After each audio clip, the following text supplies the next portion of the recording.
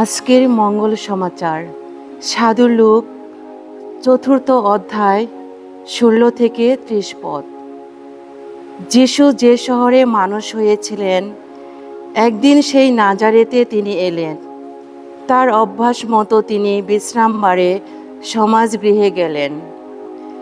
সেখানে শাস্ত্রপাঠ করবার জন্যে উঠে দাঁড়ালেন। তার হাতে দেওয়া হলো প্রবক্তা ইসায়ার বাণীগ্রন্থ।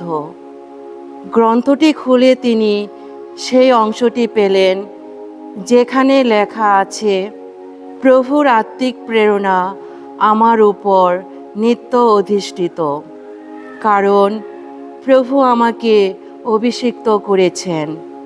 তিনি আমাকে প্রেরণ করেছেন দীনদরিদ্রের কাছে মঙ্গল বার্তা প্রচার করতে, বন্দির কাছে মুক্তি আর অন্ধের কাছে নবদৃষ্টি লাভের কথা ঘোষণা করতে, পদদলিত মানুষকে মুক্ত করে দিতে এবং প্রভুর অনুগ্রহ দানের বর্ষকাল ঘোষণা করতে। গ্রন্থটি বন্ধ করে যিশু সেবকের হাতে তা ফিরিয়ে দিয়ে আসন গ্রহণ করলেন। সমাজগৃহের সকলেই তার দিকে এক দৃষ্টে তাকিয়েছিল। তখন তিনি তাদের এই কথা বললেন, এই শাস্ত্রের উক্তি আজই সত্য হলো, যখন তোমরা তা শুনতে পেলে তখনই। উপস্থিত সকলে তার সাধুবাদ করে উঠল। তার মুখে এমন হৃদয়গ্রাহী কথা শুনতে পেয়ে তারা সবাই আশ্চর্য হয়ে গেল। তারা বলল, ও কি যোসেফের সেই ছেলেটি নয়? যিশু তখন তাদের বললেন, আমি জানি তোমরা এবার আমাকে সেই প্রবাদটা শুনিয়ে বলবে, ওহে চিকিৎসক, তুমি বরং নিজেকে সারিয়ে তোলো। অর্থাৎ কাপার্নাহুমে তুমি যা কিছু ঘটিয়েছ বলে শুনেছি, তুমি এখানে তোমার নিজের জায়গাতেও তাই ঘটাও দেখি।